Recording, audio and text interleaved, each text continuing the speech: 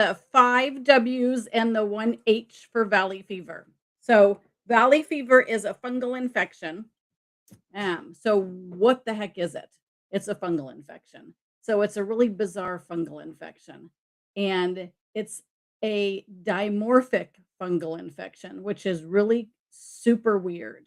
Valley fever is a mold in the environment. It's kind of like a mushroom. It grows these little mycelium or little threads in the soil, um, and grows like a mushroom and has little spores that are released.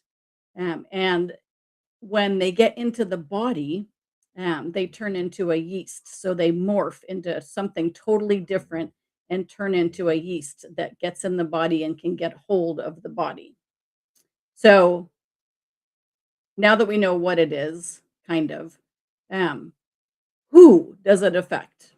So it affects all mammals, especially dogs and people, but it also affects cats, horses, dolphin. A lot of the zoo mammals get valley fever. So all mammals can get valley fever. It's a fungal infection that can affect any mammal, any mammal. Um, where is valley fever? Valley fever started in the Southwest United States, actually Southwest um, of North America and into South America, but basically California and Arizona. It started in San Joaquin Valley, California, so there's kind of a hot spot over there. But Arizona has the most cases because it happens or it likes to live in arid environments, which are like deserts.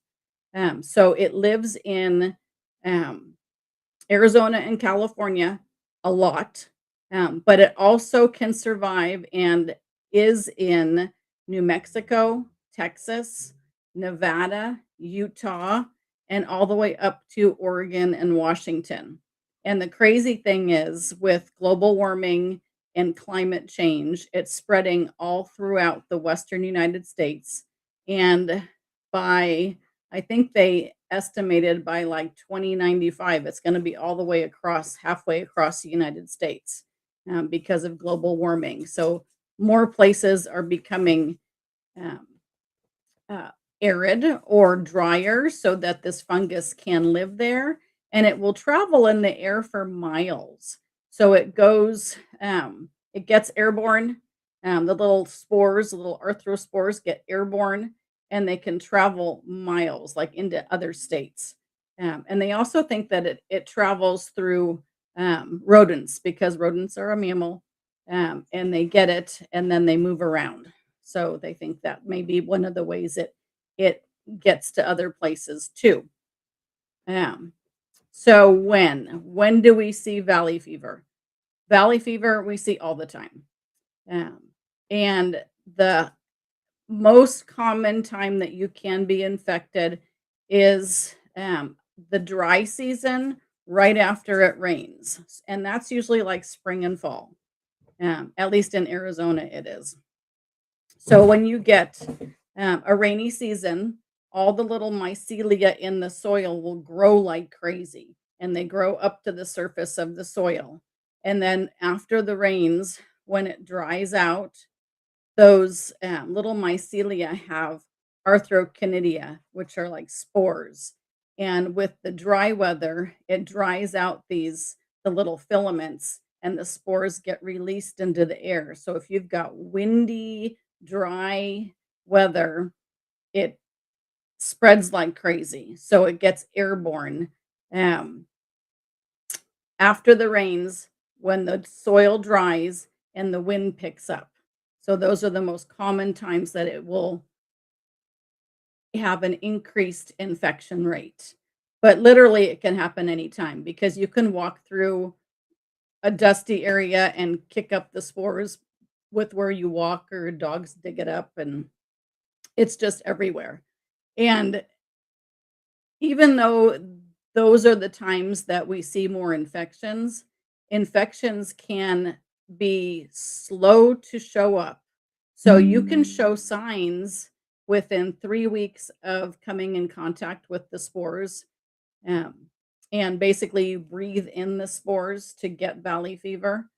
And it usually takes about 3 weeks for you to show symptoms. But you can actually come in contact with valley fever, breathe it in, have it in your body, and not show symptoms for 3 years. So you never know when an infection is going to pop up. And a lot of people will visit the Southwest or the Western United States. They'll visit or they'll travel through the area. They'll pick up the valley fever fungus, they'll breathe the spores in, and then they travel back to the East Coast or the Midwest or wherever where the doctors are not aware of this fungal infection. It's just not on their radar. So it gets missed and it gets misdiagnosed a lot because of that. So why do we get it? First of all, let's go over how we get it. And then we'll do the why. So how we get it is we've got these little mycelia in the ground that are growing, and usually with the rainy season, and then the weather dries out and the wind picks up, and you've got the little spores or the arthroconidia that are released into the environment and get into the air. And then when a mammal breathes in these spores, and these are little microscopic spores, like you can't see them. They're not visible. They're teeny tiny, and there are millions of them in the air, and you never know where they're going to be. Actually, there's research going on trying to figure out how to figure out where the hot spots are, and there are maps where you can look at cities and see where they're finding hot spots because they're checking air quality. They're collecting spores with filters and stuff, trying to figure out where the hot spots are. So they haven't quite figured out the pattern yet, but it seems like if there's construction or wind or anything that disrupts the ground, like an earthquake or a fire, that increases the spores getting into the air. And then with the spores in the air, we breathe them in, they get into the lungs, and then a crazy thing happens. These spores, which are kind of like a mold or a mushroom, little teeny tiny microscopic mushroomy kind of thing, it's a spore, gets in the lungs and it morphs and it transforms into a yeast.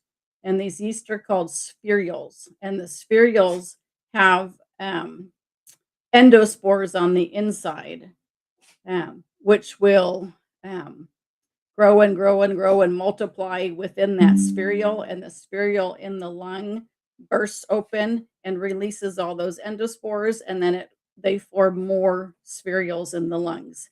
So basically, you can get a pneumonia.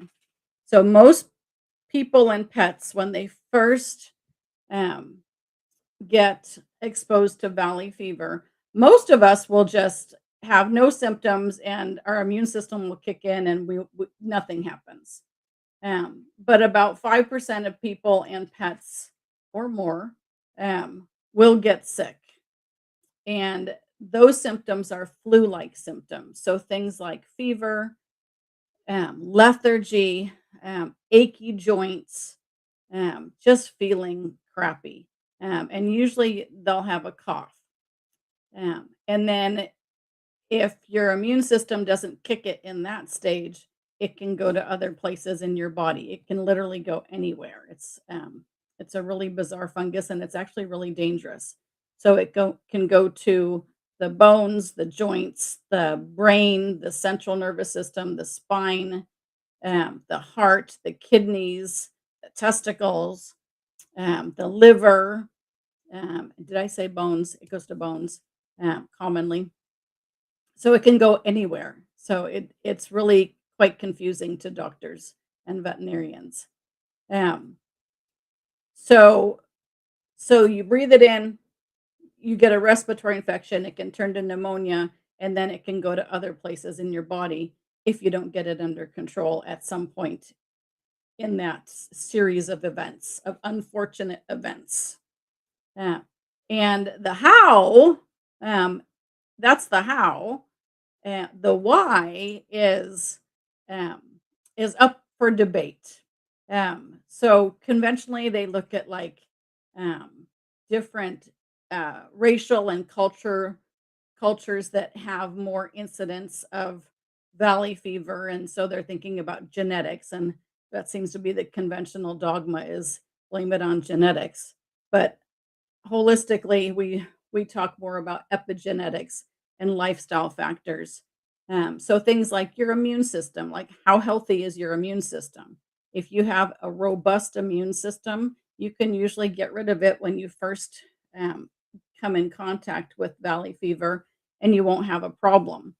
But if your immune system is not great, then there's a problem. So people that are immunocompromised or pets that are immunocompromised, um, with people, it seems to be um, uh, when people are older, their immune systems aren't as good. They seem to have more of a problem. But with pets, it's kind of interesting. The research shows that dogs, um, the young to middle aged dogs, are the ones that get infected most versus the older ones because the young ones and middle aged ones are more active, and the ones that are outdoors and have more areas to roam are the ones that get more infections because they have more chance of exposure. So immune system is huge, and so keeping your immune system healthy will help you avoid valley fever. And then if you do get it, it'll help you kick it or get rid of it. In people, they feel like it can be never resolved and it can only go into remission. But I think that's debatable. In dogs, we can um, get it into remission and get rid of it. Um, so we talk about it differently in dogs and pets. But it's a process. It's a big process. So that's valley fever in a nutshell. If you want to know more, let me put up a QR code. This is my free valley fever guide for pet parents with dogs that are um, wondering more about valley fever and want some information. So just scan that QR code or go to caninevalleyfeverguide.com and you can download that for free. And then I have a book on Amazon called Conquering Valley Fever, a tactical guide for dogs and their humans. And it's basically my story. I've had valley fever twice. I've had two separate infections. Five of my dogs, is it five? Four or five of my dogs have had valley fever. Two of them died from it. It can be fatal in people and pets. But in my book, I go through my story.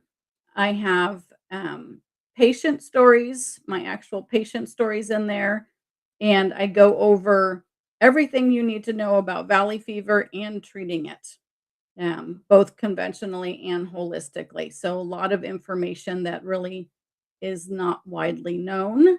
But I also have my story at the end of each chapter. I have a section on what I did based on what I talk about in that chapter, because I did a lot of things for my valley fever that helped me get better faster. And I had a lot of road bumps along the way, and I kind of show you and tell you how I got over those. And then in the back, there's a huge section on all the herbs you can use for fungal infections. And that applies to people and pets. So lots of really great information in there. So that's valley fever in a nutshell. And I will talk to you again in the future.